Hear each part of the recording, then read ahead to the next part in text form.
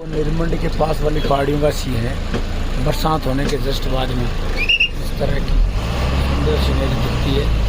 इसे जहाज में फिर करने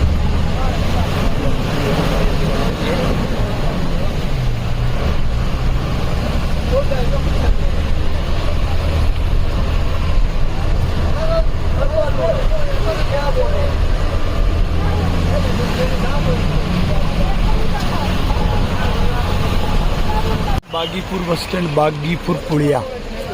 यहाँ ये रामपुर से बस आती है। लास्ट टाइम बस ये आती है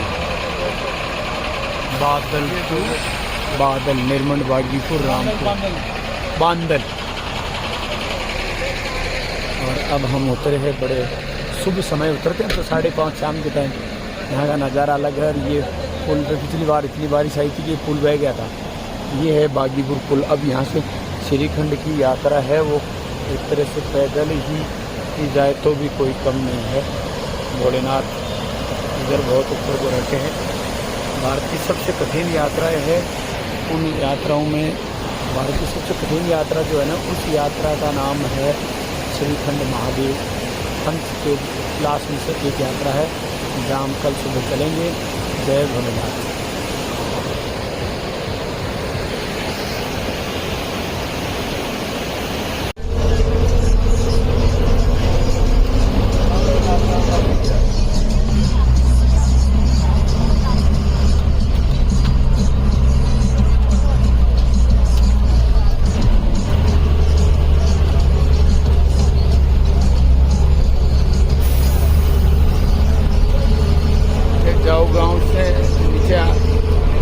बागीपुर पुलिया से जाओ गांव का रास्ता बड़ा हार्ड है, फिर भी यहाँ के लोग कितने सुंदर घर बना के कितनी मौज मस्ती से रहे।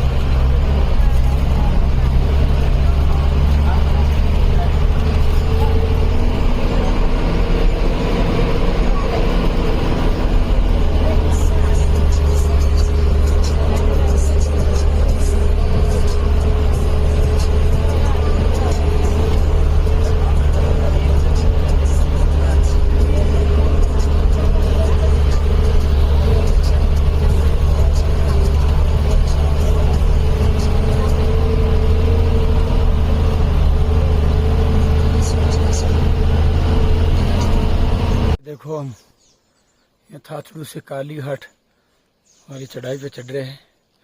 यहाँ तक कि पेड़ शायद मिलेंगे, अंदाज़ा लग रहा है। पहाड़ बड़े भारी आने लगे। और मेरा दोस्त चिंकू देखो बना रहा है। बाकी अब आगे जो भी आएंगे ना, वो इस तरह के पेड़ आएंगे। तो ये जो चढ़ाई है ये थाचड़ू से काली घाट है। हम लगभग काली घाट पहुंच जाएंगे तो आधा माना जाएगा। शाम तक हम पार्वती माता जी के वहां पहुंचने का इरादा है। बाकी जय भोलेनाथ। ये नीचे जो धुंध जैसा बादल दिख रहे हैं वो तो बहुत ही पीछे रह गए और बहुत ही नीचे रह गए। बाकी पेड़ों की जब लंबाई देखे तो ऐसे दिमाग काम नहीं करता, मालिक ने कैसे बनाए। ये काली टोप से ऊपर आ गए हम। और ये देखो जहाँ से हमने यात्रा शुरू की वो तो बहुत पीछे रह गया। करीब हम 11 से 13 के बीच में आ गए हैं। और ये जो सीनरी है वाकई में देखने लायक है। सुबह का टाइम है। क्या टाइम हो गया लाला? 9:30 बजे। अब सोचो कि पसीना आ रहा है। जब से रवाना हुए 6 बजे तब से। अब सारे पहाड़ एक अलग ही पत्थर है। हम बताते हैं क्या सिस्टम है आपका? ये ग्रुप के लिए, ग्रुप में गाइड साथ में होते हैं, उनका एक दूसरे की कनेक्टिविटी के लिए। मोबाइल काम नहीं करता है तब यहाँ है। और यहाँ कई जगह तो सीढ़ियाँ हैं, बाकी कई जगह तो बिल्कुल ऐसे ही बिल्कुल कीचड़ जैसा होता है। बारिश होते ही समस्या बन जाता है। ये जहाँ आदमी को खाली हाथ आने में भी एक बार सोचना पड़ता है कि जिंदा कैसे रहेंगे। वहाँ पे देखो ये लोग जनरेटर वगैरह ला करके यहाँ बिजली की सुविधाएं देते रात को टेंटों में रुकने वालों को। ये देखो यहाँ लेटरिन बाथरूम की सुविधा भी यहाँ अच्छे से है। जहाँ जहाँ सुविधाएं, कचरा सारा इस तरह डालते हैं। और सारे नेचुरल फूल है। किसी भी फूल में कांटे भी है तो किसी किसी फूल के देखो फूल अपने आप ही आ रखे। ये नई टीम हमारे साथ जुड़ गई। हर हर महादेव यूट्यूब चैनल में फकीरी मौज में आप सबका स्वागत है। आज हम श्रीखंड की यात्रा में इतने साथियों के साथ इस तरह चलने का मौका मिल गया। और वो जो शिमला कुल्लू चंडीगढ़ दिखा रहे हैं वो तो बहुत दूर लग रहा है। हमें लग रहा है कि वहाँ कुछ नहीं, व्हीकल है, क्राउड है। यहाँ पे है जो भगवान की दया से क्राउड नहीं, खुद को सांस लेने के लिए भी समय चाहिए। जय भोलेनाथ।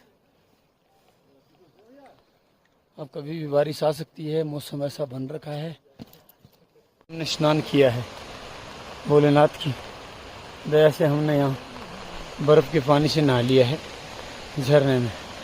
और अभी सामने आपको झरना दिखाते हैं। वो झरना बिल्कुल वहाँ से गिरता है, बीच में आता है, फिर थोड़ा नीचे आता है और कभी भी रुद्र रूप में भी आ सकता है। हर हर महादेव, हर हर महादेव। और ये फिसलन देखो तो ऐसे लगता है कि तो मालिक की ताकत देता है जब हम चल रहे। साधारण बकरी या खच्चर जैसे चलने जैसी तीखे ग्रिप वाले पैर। हर हर महादेव, जय शंकर। शंकर की नगरी में इतनी खूबसूरती। ये अब हम भीमताल से भीमटॉप पे आने वाले हैं। ये रोड है, सामने पीले पीले दिख रहे हैं थोड़े थोड़े। वो हम वहाँ से उतरे, वहाँ से वहाँ गए, वहाँ से यहाँ आए, यहाँ से फिर ये झरना। ये देखो धुमस आ रही है धीरे धीरे। ये आती बारिश बंद और अभी बारिश चल रही है। और ये डांग की तरह चढ़ाई है। पूरी डांग कैसी होती है खड़ी, एकदम डांग, मतलब इस पर चढ़ने के लिए सोचना पड़ता है।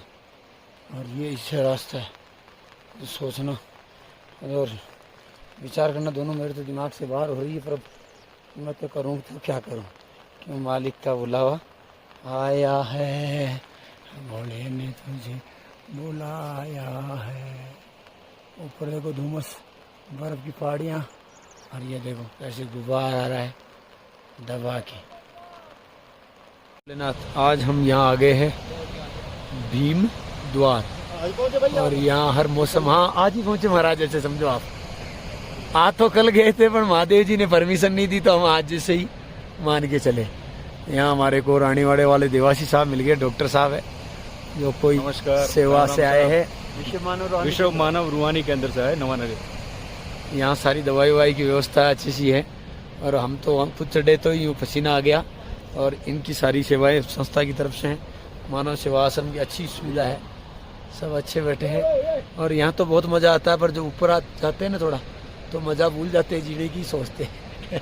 रात को हम 4 बजे गए थे वहाँ, जहाँ हमारे को जाने ही नहीं दिया। वो बहुत ज़्यादा ग्लेशियर का पानी आ गया था। अभी यहाँ 5 मिनट पहले धूप थी और 5 मिनट बाद में देखो कैसी धुमस आ रही। जितने कैच कर सके उतने ही कम लग रहे हैं। पर जब यहाँ थोड़ा खतरा जैसा होता है तो चेहरे का रंग भी बदल जाता है। जय जो अभी दोपहर को एक रेनबो बना है, इतनी ऊपर हाइट में इतना अच्छा रेनबो चल रहा है, नहीं चल रहा? और यहीं पे और पिछले साल ग्लेशियर जो फटता है उठता है तो ये अंदाज़ा नहीं लगता यहाँ कब क्या कहाँ कब क्या हो जाए। ये तो भोलेनाथ की ही माया है सारी। जो इस तरह धूप निकलना भी यहाँ नौनिहाल किस्मत वालों की बात है। नहीं तो धूप देखना बहुत बड़ा है, धूप में रेनबो देखना इतनी हाइट पे एक अपने आप में ही है ना। भगवान भोले का सीधा सिर पर हाथ है हमारे, और उन्हीं के आशीर्वाद से हमने है जो ये सारी चोटियों के बीच में इतनी सुंदर जगह, इतना सुंदर सीन, इतना अच्छा दिन, इतना भोले का ऊपर आशीर्वाद। और ये ऐसी दुनिया है। देखो रेनबो वहाँ से उठा है, सामने दिख रहा है आपको एक तालरी, उस तालरी में से रेनबो देखो आप जोर से देखना। ये आया यहाँ,